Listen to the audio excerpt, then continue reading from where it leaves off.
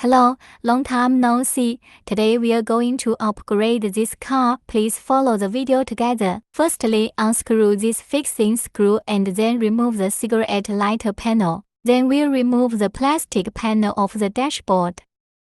Remove its air outlet panel again. Now let's unscrew the screws that secure the original car's main unit. This one at the bottom is quite special and you need to see where I'm screwing it. Then unscrew the two screws on top. Okay, now we have disassembled the original car's main unit, which is very tight due to the buckle. Everyone should pay attention to the strings. Unplug all the plugs on its back as well.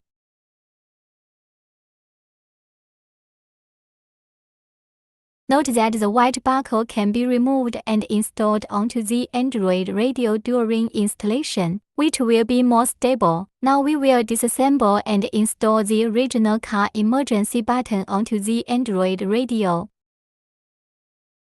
Now start connecting the cables. This is the GPS antenna. This is the video input cable.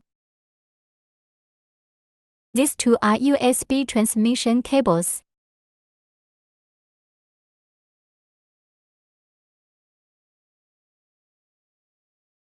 This is an RCA audio cable. Then connect the radio antenna and power plug. Now we are connecting the original car radio plug. Then connect the original car power plug. Reconnect the emergency light plug again. Okay, now install the Android radio. Then restore the cigarette lighter panel again. Finally, we will also install and restore the air outlet and dashboard panel.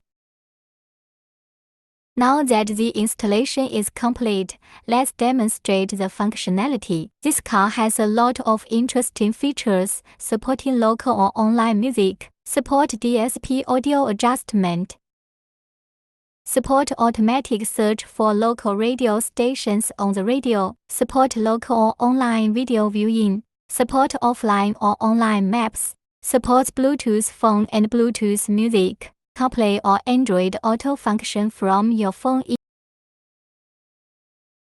Okay, that's all for the video. Thank you for your watching.